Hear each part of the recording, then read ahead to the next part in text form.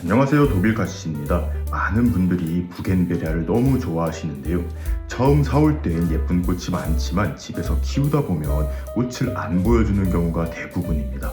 그래서 오늘은 부겐베리아 꽃 피우는 방법에 대해서 조금 자세히 알려드리고 조금은 특별한 분갈이 방법도 소개해 볼 거예요. 이 부겐베리아는 남아메리카, 그 중에서도 브라질과 페루가 원산지예요. 연중 고온다습한 열대우림 지역이죠. 그래서 비슷한 환경인 동남아시아에도 이 부겐베리아가 잘 자랍니다. 저 역시 작년 태국 여행을 갔다가 꽃이 만개한 부겐베리아를 많이 보았어요. 한 가지 당부드리고 싶은 점은 오늘의 영상에서는 영상이 그렇게 움직임이 많이 없을 거예요. 이 부겐베리아에 대한 설명이 주가 될 거기 때문에 화면 자체는 조금 지루할 수 있지만 재미있게 봐주셨으면 좋겠어요. 그리고 요즘 많은 분들이 좋아요를 눌러주셔서 채널이 활성화가 되고 있습니다. 오늘도 좋아요 한 번씩 눌러주세요.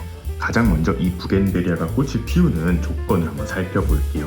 많은 분들이 부겐베리아도 다른 식물들처럼 겨울에 저온에 노출이 되어야지만 꽃을 피운다고 생각하는데 전혀 아닙니다. 자생지에서의 부겐베리아는 사실 꽃 피우는 주기가 따로 없어요. 연중 꽃을 피우는 그런 식물입니다. 일단 20도에서 30도 정도 되는 그런 다소 더운 온도에서 잘 생육하고요. 하루 6시간 이상의 직사광선에 가까운 강광 아래에서 꽃을 피워요. 새 가지가 자라날 때마다 꽃을 피우기 때문에 남미나 동남아에서는 연중 꽃을 피우는 거예요. 저희 집에서는 보통 가을에 이 부겐베리아가 엄청난 꽃을 피워주는데 그 이유를 가만히 생각해보면 겨울에 저희 집 베란다를 아무리 따뜻하게 해놓는다 하더라도 조금은 얘한테는 추운 온도인 것 같아요. 그래서 생육이 멈추고 이렇게 이파리들을 다 떨구면서 이렇게 휴면을 하게 됩니다. 그리고 이제 봄이 와서 이런 식으로 새 잎을 올려주는데 앞서 말씀드린 것처럼 20도에서 30도 정도의 생육 저온이 있어야 되고 햇빛도 하루에 6시간 정도의 많은 빛을 필요로 하는데 겨울 동안에는 빛도 많이 들지 않고 얘가 생육을 완전히 멈췄기 때문에 영양분을 저장해 놓지를 못했을 거예요. 그리고 이렇게 새 가지마다 꽃눈이 분화한다고 말씀드렸는데 빛도 부족하다 보니까 봄에는 꽃을 피워도 조금밖에 피워주지 못하는 거예요. 이제 이 상태에서 이파리들이 잘 자라고 계속 이제 여름이 다가올수록 온도가 높아질 거잖아요. 빛도 점점 강해질 거고요. 그러다 보면 이제 여름에서 가을에 얘가 이제 꽃을 왕성하게 피워주는 거예요. 그럼 우리나라에서는 부겐베리아 키우는 걸 포기해야 하나요? 라고 질문을 하실 수도 있는데요. 저희 집에서 매년 꽃을 피우고 있습니다. 물론 남미나 동남아시아처럼 연중 예쁜 꽃을 보는 건 좀 어렵지만 봄부터 관리를 잘하면 늦여름에서 가을에 많은 꽃을 볼 수가 있거든요.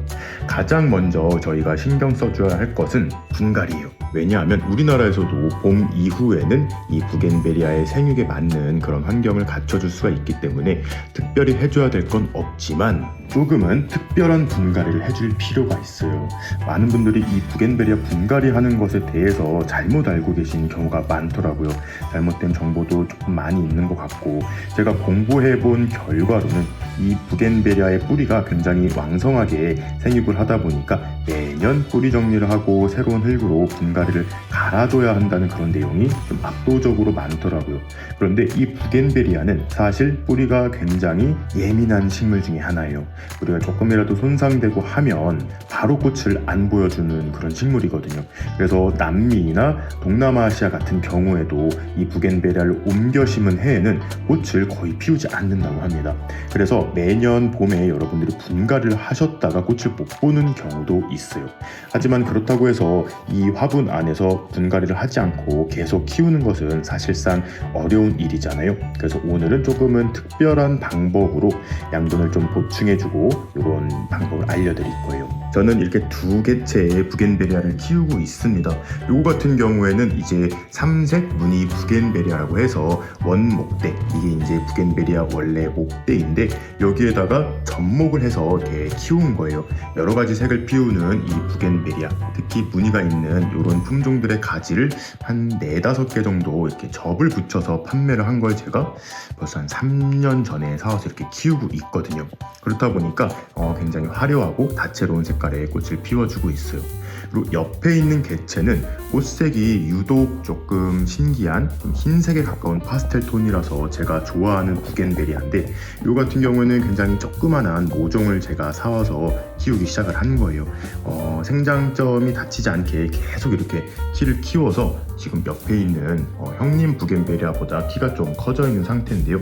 올해는 이제 성장점을 잘라가지고 토피어리 형식으로 계속 수영을 가꿔줄 계획입니다. 얘네들 같은 경우 이제 흙을 갈아줄 때가 된 것도 같은데, 뿌리가 굉장히 예민한 식물이라고 말씀을 드렸잖아요.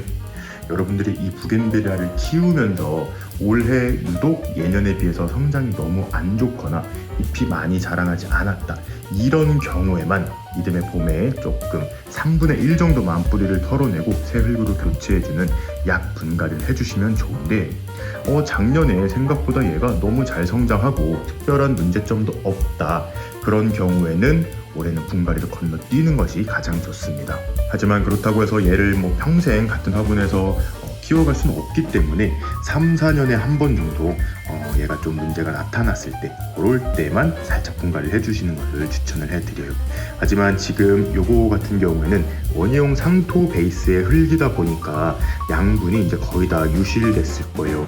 저 같은 경우에는 작년에는 분갈이를 따로 해주지 않고 이렇게 웃거름, 그러니까 비료 같은 거 알비료만 좀 주고 키웠는데, 올해에는 조금 더 영양분이 풍부한 그런 흙을 보충해 줄 거예요.